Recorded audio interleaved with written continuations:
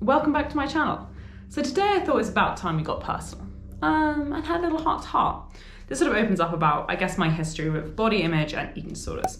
Why do I want to talk about it? Because one, I want to be honest with you guys, and two, it can tee up some really good conversation down the line without having that elephant in the room of like mainly the key reasons for why something may have happened, but also for who I am now and why I have the attitude that I have, that just be an all-round athlete and just being yourself and focusing on what you can do is far more beneficial than chasing those marginal gains.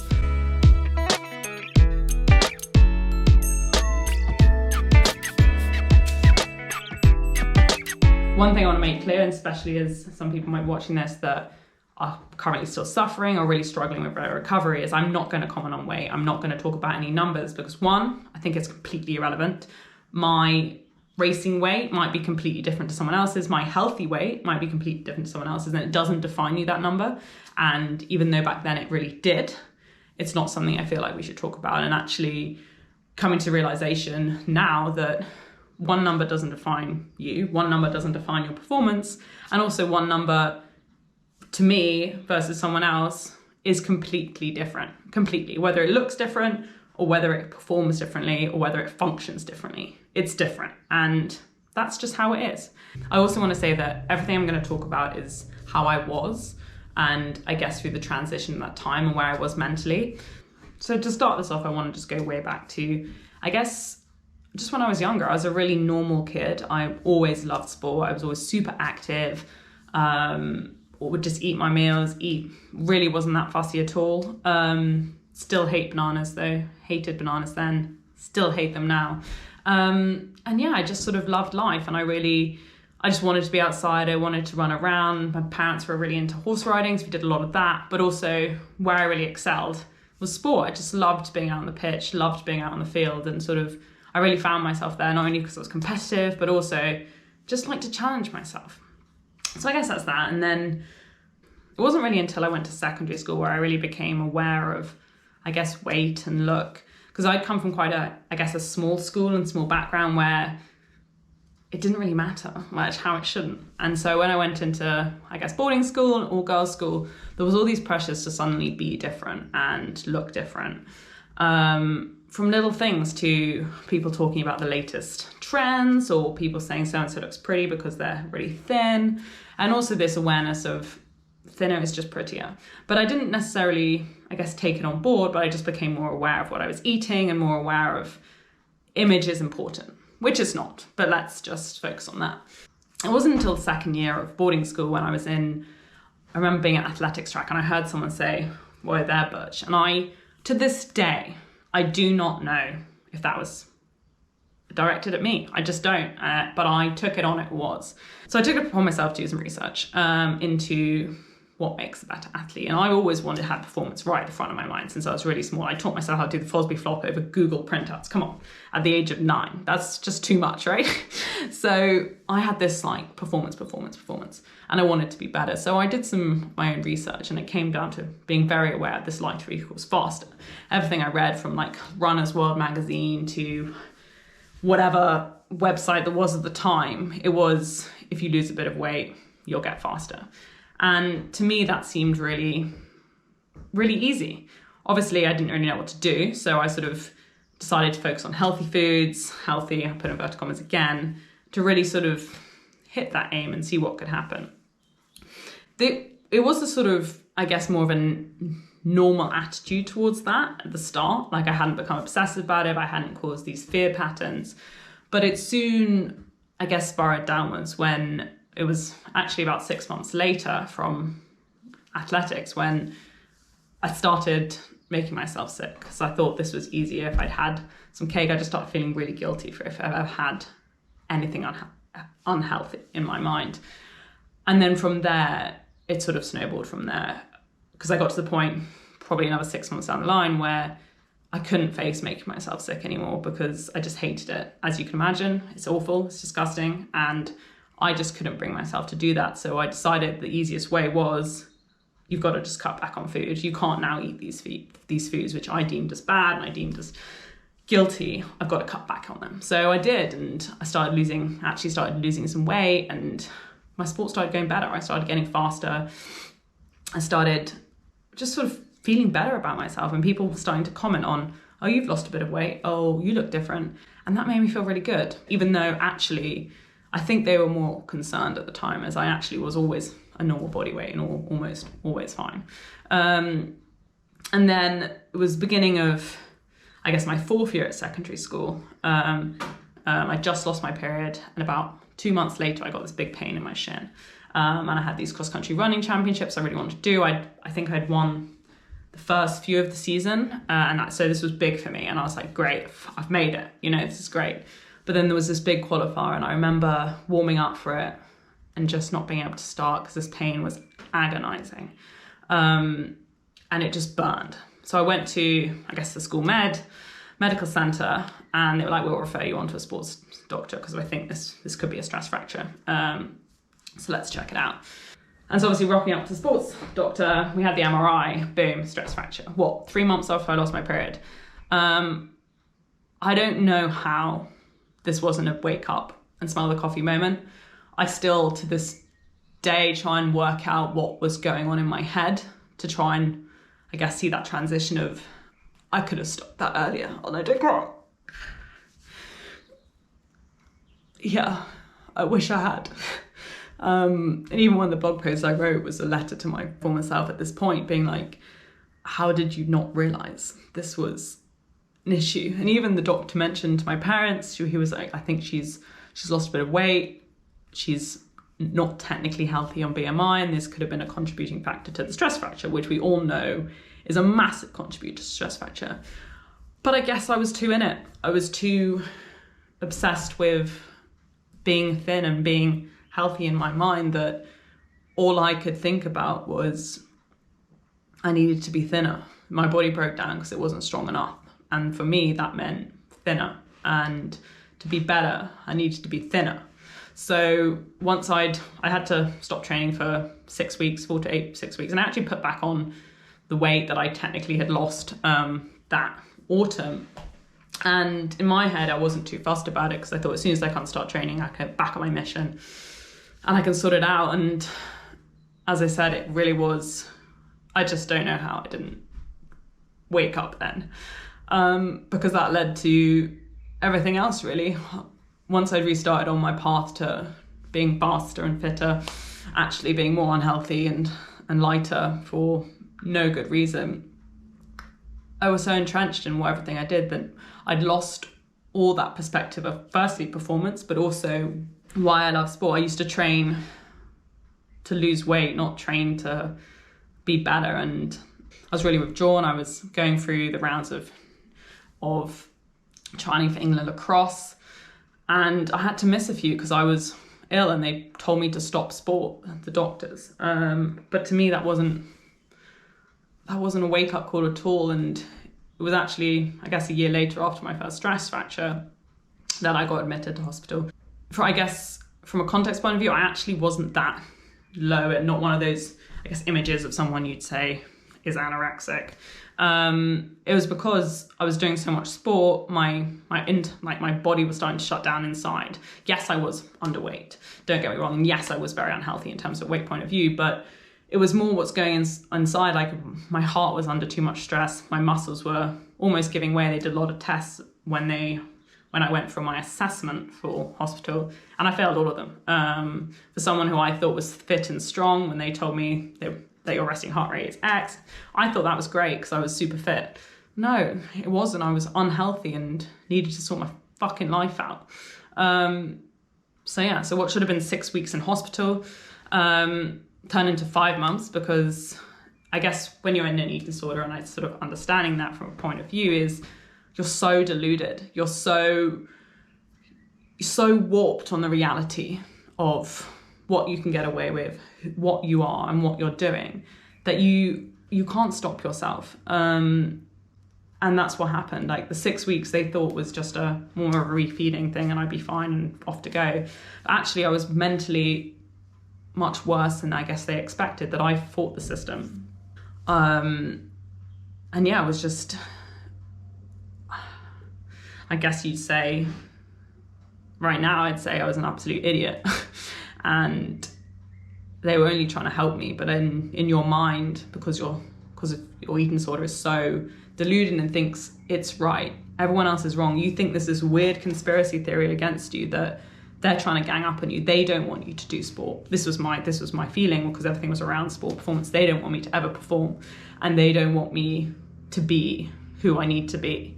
They're ganging up on me, and that's why a lot of people with eating disorder become really aggressive. Like I was really rude to my whole family. I pushed a lot of my family away, and some of my great friends, which is the biggest thing that hurts me, is one of my best friends at the time. We only started talking when I was at uni again, and that was a massive moment, because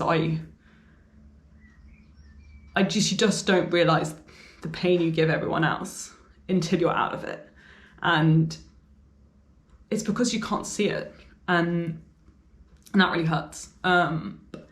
So once I finally got, I guess, released from hospital, mentally, the thing about hospital, and I guess about with eating disorder as well, is you don't necessarily mentally recover, because you're under so much pressure to gain weight, and it's a very competitive environment. Everyone with an eating disorder is competitive against the eating disorder. So when you're surrounded by 50 people who are suffering, you pick up new tricks, you pick up new things that your anorexia works out that it can get away with or try. And especially when you take them home, your parents aren't expecting them. So ways of sort of beating the system and trying to be one step ahead of the game the whole time. And that's really tiring as well. Like, God, it really is tiring.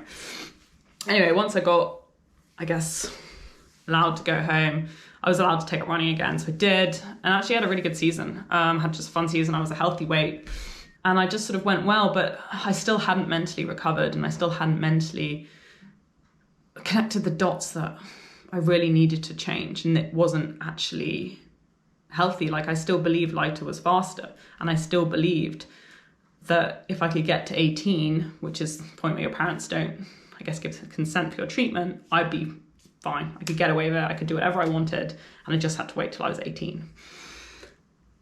Thank God I didn't. It's all I can say. It was about 6 months after I left hospital that I remember ringing my mum, because they wouldn't let me play on the first lacrosse team. And I wasn't allowed to do X, and I wasn't allowed to do Y, which quite rightly so, because I was unhealthy, and I really needed to tick off they gave me goals to tick off before I was allowed to do it, which 100%, I don't think school insurance can cover that anyway, so fair enough. And it was for my own good to be healthy and ultimately perform much better, but I couldn't see this. So I remember ringing my mum, and I remember saying, I don't understand why I can't do anything. And she literally just said, listen to yourself and have a think about it, and hung up on me. And that was a massive turning point, because I realised no one's going to pander to me anymore. No one's going to let me get away with it. And I suddenly started thinking that maybe I needed to change. Maybe. Not necessarily it would happen, but maybe I should try this. And when she rang back I think it was about an hour later, she said, I know this guy can really help you. I know you've tried therapy before and it hasn't worked, but this guy is different, and I guess you should give him a go and give him a ring. So I did. And it was the best thing I've ever done. Literally best thing I've ever done for myself. I don't know why I'm crying. I think it's because I don't often look back, and I don't often let myself feel that regret, that where the hell was I? How did it go so wrong? And that's because I understand what being fully recovered is, and I understand what having a life is again. And none of that, you can have it. No one that says they can manage eating disorder and be happy, or manage X and be happy, or can be obsessed with their weight and their food, can generally be happy or generally pursue other goals, because you're so self-absorbed. You don't have time and space to take in other people. You don't have time and space to take in those goals and really focus on what you need to do to be the best person you can be, which then creates the best athlete you can be. And yeah, it just brings out a lot that I guess that as I said, I just sort of, it's weird, mine's very good at numbing the things that are uncomfortable, I guess, and numbing, I guess, your process. Anyway, back to the story. So I started seeing John, as I said, best decision I ever made, and he really broke down all my belief patterns, and every session with him was hard. Every session I had to face these fears and challenge these fears of lighter equals faster. Why can't I eat this? Why can't I eat X? And once during 90 minutes to eat a bloody Kit Kat in one of his sessions because I was so terrified that if I ate something bad would happen. But he challenged this, and it really opened up my eyes to, firstly, why I needed to get better, but two, also understanding the anorexia properly, understanding the issues that I definitely had and how we could overcome them. How we did this, and as I said, very personal to me, is he related to something I cared about. It wasn't like the therapy that I had before. It's like, what's going on at home? How's your parents? Like, that wasn't ever going to work for me because it wasn't the reasoning behind my motives to be who I was at the time and for the anorexia to still be there. Mine was sport, and it was also the one thing I could still relate to. It still had emotion, was sport, whether I could do it or not, didn't matter. But it was the one thing that I guess that drove me into it, but it was also going to be the one thing that could drive me out of it. And so we broke that down, and he really made me see the realities. He gave me facts. I couldn't make up my own science. He gave me everything that I needed to hear, and also the truth to make me start taking those steps to recover, and also to gain the weight back and be strong for me, really, and learn to have a challenging, flexible mindset, not be so one-sided and damaging, really. So I think the whole process with John took about a year and a half, and I remember the first time I ever felt normal was when I started work at Deloitte, my gap year. I got an internship there, and it was the first new people, so I'd taken that label off of she's the girl, the anorexic girl, she's the ill girl, or whatever I'd had in my head that this was this label.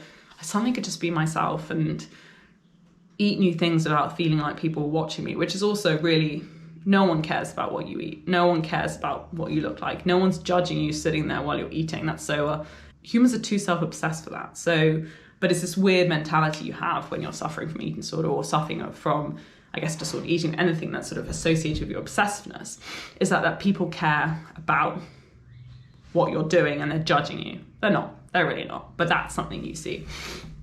So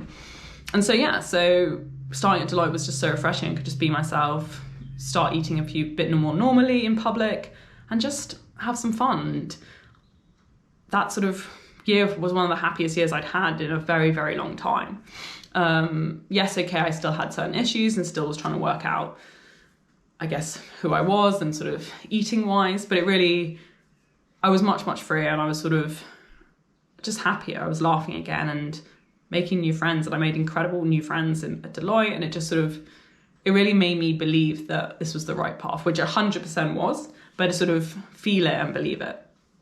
And then I guess from there, obviously at uni, I took up triathlon, which, because I'd had to face the fact that I was never going to play top England lacrosse because I missed too much gameplay, my own fault. And I wanted something more than just running. I loved running, but I was really worried about injuries, because from that point I'd had already another 2 stress fractures. And this was the fact that I still didn't have my period. Another thing I wish I sorted out earlier, but it was sort of more, I guess, the awareness. No one tells you. I saw a gynecologist just before I started uni and said, look, I haven't got my period, is this a problem? And they pretty much said, no, you're fine. So I was like, cool, I'm fine. I wish I hadn't listened to that person, because that led to another few years without my period, so it ended up being 8 years. But yeah, so at uni, I definitely would say I'm 100% recovered from, I guess, the anorexia. I was never going to lose weight to a dangerous point again. I was never going to go down that, but I was still not 100% sure about who I was and what I needed to do in terms of eating. So I very much took on, I guess, the clean. Then it became more of an orthorexia mentality, which is an obsession with healthy food. And that led to another just unhealthy mindset, an unhealthy relationship with performance. Like everything you were seeing on Instagram at the time, this was 2014, 2013, maybe 2015. Instagram was getting big. It was all this sort of glamorous, healthy food that made you feel bad that you weren't doing it. But also no one was saying that this is actually not relevant for someone who is training X amount of hours for triathlon and wanting to peak perform. This is probably relevant to someone who trains twice a week, 30 minutes on the cross trainer, done. So that led to its own issues, but it manifested in the fact that I thought I was getting healthy. I knew I'd been so unhealthy, and I was just obsessed with getting healthy again and sort of, I guess, saving my body from what it had done. And if I'd gone one way, you can go the other way. but not understanding actually what that healthy was the problem. And then it wasn't until I left uni and started with a professional coach, because I was like, I can do this. The triathlon gone really well. I'd had some really good results, and I was on track to turn professional within 2015, and which I did do, but it went wrong because of the following. I remember the first meeting with this coach, and I remember being really honest. I saying, look, I want to tell you about my past. It's not going to affect me anymore, but I need to tell you about it for us to move forward and I guess approaching it. And I was definitely a normal weight, but I still didn't have my period. And I told him everything, and he said, you know what? I bet you're someone who could get super lean. And I'm like, excuse me? He was like, yeah, you could get super lean. And I was like, yeah, I guess. I was like, okay, but I don't want to really lose that much weight because I want to be here, but whatever. I didn't really answer it, and I was whatever. And then it was probably a few months later, just before my first pro race, which I actually didn't finish because I had an injury. Great. I gained a bit of weight again. It's probably because when you're underfeeding for so long, your body starts storing a lot of fat, and it starts, I guess, rebelling against it. And I was eating normally, but I was just gaining quite a lot of weight. And running was going okay. Had picked up a few niggles, a few injuries. And I remember this coach saying to me, you're really lucky to run the paces you can at the weight you're at. And luckily, I remember thinking, I completely ignored it, but I remember thinking that if I had been in the headspace I had been in a few years ago, what damage could this do? No one has the right to say that, especially your coach. This is so irresponsible. What is going on? And weight really isn't that much of an issue. It's the fact that I need to train consistently for years to get stronger, and losing weight got me literally nothing. If anything, got me further away from my goal, so much further away. But I brushed it off, and then it was actually exactly 6 months after starting training with him, I got a massive stress fracture in my sacrum, which was the final oh hell moment. What the fuck has been going on? That made me to really sort of move forward. So that was 2016, and I've never been in so much pain from an injury. And I remember just thinking, what's happened? And I rang up once I got the results of the fact this was stress fracture in my sacrum, which is really rare, and it's sort of a perfect storm injury. It doesn't just happen. You either have to be severely unhealthy, severely overtrained. You have to have a lot of things this to happen. It's mad. It's a really mad, big injury. You don't just get them, put it that way. And I remember this is when I first got in touch with Rena McGregor, who was absolute godsend. And I said, what do you think I need to do? I still haven't got my period. I'm really worried that this actually might be a big cause of it. And she said, you need to sort out your eating 100%. That is the issue. She was really blunt with me, which is exactly what I needed. And I remember once I'd read this email, I was on the phone. I just broke down in tears on the phone to my sister, being like, how have I fucked up again? I don't understand. I really don't understand. I tried so hard and I fucked up again. And that was it. And then Brini pretty much taught me how to eat again. I sort of ignored all the things I'd been listening to. Anything I'd read, I literally said, let's go back to basics and learn how to eat. And from there, we really moved forward. I had to gain a bit more weight, and it put me quite uncomfortable, a weight that I wasn't very comfortable at, but it did mean I got my period back within 8 weeks. And then from there was a bit of a time lag. I got another stress fracture actually 6 months after getting my period, which is inevitable because once you start getting it back, you don't just suddenly heal the bones and the damage that I'd had for not having my period for 8 years. But it sort of started reinforcing that, one, I can be just as strong an athlete, and my power had improved already from being just stronger and healthier, but also this was definitely the right path to go on. And let's not lie, I tried everything else and it failed dramatically, so we might as well try the new one. And then since then, it's really been building on that. And I guess over the last, 5 years, I've definitely had a lot of ebbs and flows and points where I really hated how I looked, I really hated who I am, but I also know that's right to get what I want, and also to be happy inevitably. You've got to keep going. And that's, I guess, one thing I really learned from John and my recovery from anorexia is it's going to be uncomfortable, and at times you're going to feel like you're not worth it, because that's sort of the makeup of person you are. But it doesn't mean that it's final or fatal. It's just you've got to process through it, talk to who you need to talk to, and you'll slowly get there.